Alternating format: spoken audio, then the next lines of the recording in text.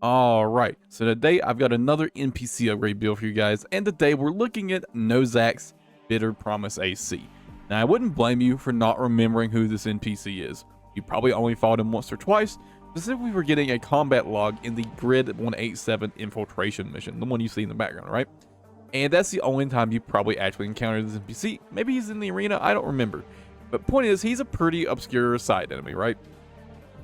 But now, what are the main issues with NPC? But first, let me remind you, he uses the laser pistol, the Ransatsu RF, the Morley, and one of the pulse shields. I don't remember which one. That is his weapon loadout. Just a quick reminder. Now, what is the issue with this loadout? Honestly, no individual part is particularly all that bad. The laser pistol is very good. Ransatsu RF is probably the best assault rifle in the game. The Morley, as I discussed in the previous video, very good weapon. And the shield is, well, it's the shield, right? So what is the issue here? Just no cohesion. Nothing particularly works together very well. You know, the laser pistols are great with a high energy spec generator, and especially double pistoled, double triggered, they're very good. But, you know, paired with a Ransatsu RF and with a generator that's not particularly good for energy specialization, nothing just works together, right? And that's going to be the main focus of, you know, upgrading this build. Just tie it all together somehow, make it work.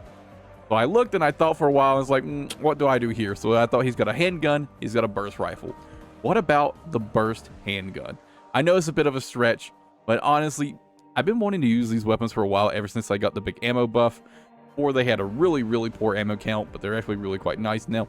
And, you know, and as weapons themselves, they've always been pretty decent. They just had such bad ammo, yeah? So, double triggering the burst handguns, I can't remember what they're called. And I kept the Morley, and I switched out his shield for the coral shield, just so you can fire the left-hand weapon while the shield is deployed, right? The best thing about the coral shield is that, of course. And, you know, made some internal changes, some frame changes to sort of, you know, improve the build a bit further. But it was a pretty simple build to switch. Like I said, it just really didn't work together at all before. And that was the whole issue, right? Now, that's enough about, you know, just talking about it. Let's go and get into the details. Now, as always, starting with the weapons, first the right and left arm units. And first of all, in the right arm unit, he originally has the laser handgun, right? Now, I've talked about this weapon before. It's really good, especially combined with a high energy firearm specialization generator. This weapon can do a lot of DPS, and it's really hard to overheat. You can fire this thing for a very long time. Very, very, very good weapon, right? Now, on the other hand, the left arm unit, he has the Ransatsu RF, probably the best assault rifle in the game. Now, I've switched both of these out for double triggered SAMPUs, the burst handguns, right? Now, main reasoning here is, you know, he's got a handgun, he's got a burst rifle. Mash those two together, you get the burst handgun, right? And I also just wanted to use them. Now, these weapons compared to the other handguns are kind of the even more aggressive, more close range, even higher burst options compared to the other handguns, which they all kind of feel the same niche, just kind of in slightly different ways, right?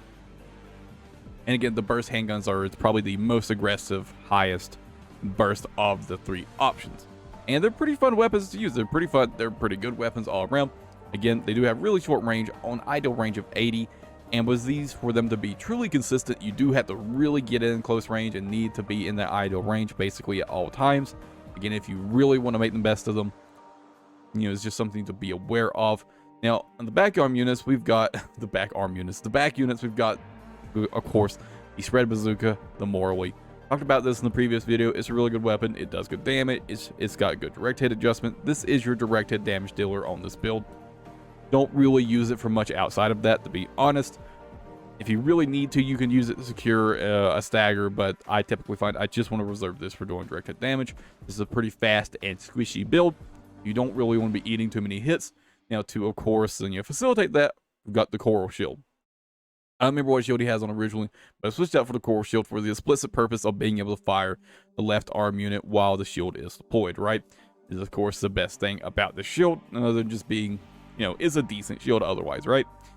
And that's really all there is to say about the weapons. The playstyle for this build is pretty simple.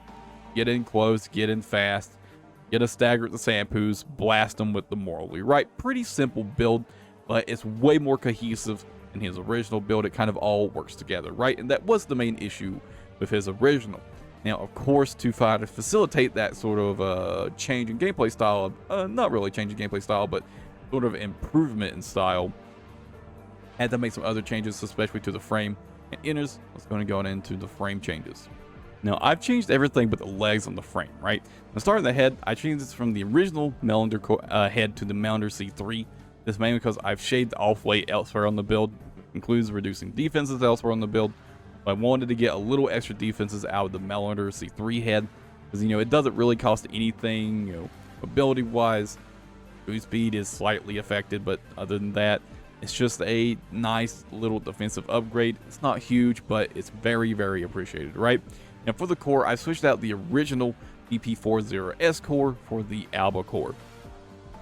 And the Alba core is a really good offensive core, right? It's got good booster efficiency, got good generator output, and it's got good generator supply. Of course, the defenses, on the other hand, are fairly lacking. Now, I did also consider the Firmeza core, but in some ways it's even more lacking defensively. It does have better output attitude stability, which I did consider it, but the energy recharge delay was already kind of lower than I'd like, considering how fast-paced of a build this is. So I ended up opting for the Alba core. We've got the shield to sort of make up for the squishiness a little bit anyways, right? So, decided to go for the Alba core since, got that shield to mitigate those lower defenses, right? Now, for the arms, I switched out the original Melander arms for the Melander C3.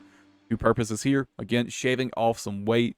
Does, of course, include shaving off some defenses, but also better firearm specialization. Get that better tracking.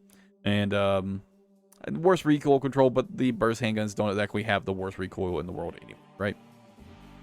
I certainly haven't noticed any issues recoil-wise with these arms, so all good. But the firearm specialization is quite nice, and I left the legs alone. These are pretty good lightweight legs. There just wasn't a big reason to change them. They look really good too. Just no reason to change them. And yeah, that's all there is to say about the frame. Let's move on into the internals. And for the internals, we're looking to pick parts that facilitate the close range, like high speed, very aggressive playstyle that the SAMPUs really want, right? Now, starting to generate the boosters, we of course are looking at the Alulas here. High boost speed, high good quick boost stats all around, decent assault boost speed. That's pretty much everything we're looking for in a booster for this build, right? And this is kind of the main reason I was trying to shave down as much weight as I could in the frame parts, right? And of course, didn't quite get there perfectly. Got a quick boost reload time of 0.38 for the base 0.35. It's not a big enough difference to matter, right? It is what it is. It's fine. Now, moving on to the FCS, I've stuck with the Abbott. High close range assist. I considered using the Oculus, but there just wasn't a particularly good reason to switch to this. Honestly, I didn't really feel a big difference either way. You can use the burst handguns at slightly further than close range assist, and the Morley as well.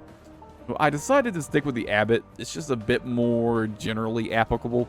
And the Oculus, although either one is perfectly fine. Again, in my testing, I didn't really notice a big difference between the two. Now, moving on, finally, the generator.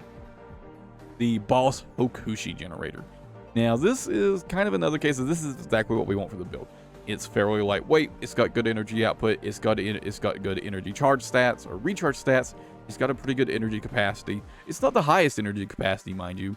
Now, luckily, the quick boosts don't take that much energy on this build, but it has really, really fast energy recharge, especially with our energy supply efficiency being all the way up at 4350. Your energy recovers really, really, really quickly on this build, and it feels quite nice. Now, this has a pretty large delay, 1 second. That's another reason I went for the Alba core over the Firmeza core. Get that energy recharge delay time down. But overall, this is pretty much the best generator I could possibly pick out for this build, right? I considered a few other things, but nothing really worked out quite as well.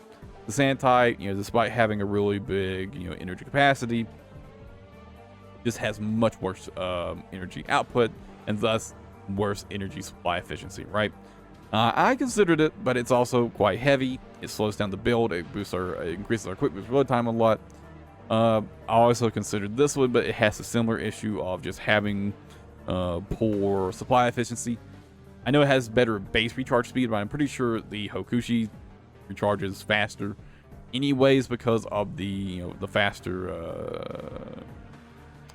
the higher energy supply efficiency. The shorter recharge delay almost swayed me, though, I will admit. It does have a much shorter recharge delay. It's worth considering from that perspective, but I ended up sticking with the Hokushi, right? And for the expansion, he doesn't originally have one. I gave him assault armor. It's just kind of most generally applicable. And you know, there it is. And that's all there is to say about the build. As always, stick around in a second for more gameplay footage, and I hope you guys enjoyed the video. I'll catch you in the next one.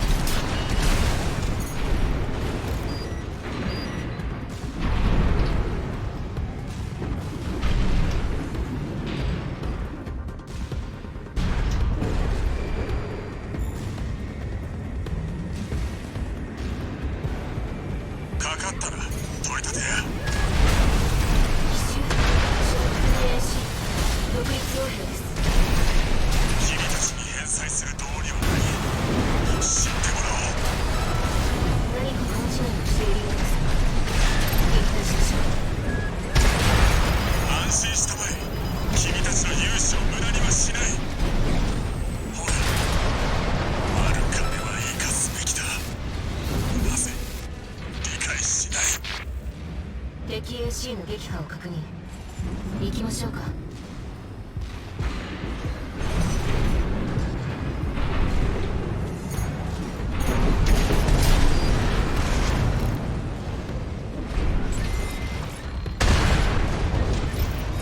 いつもこいつも不在なんや。あんた一人を雇った方が安くつくんじゃないかと思えてきたよ。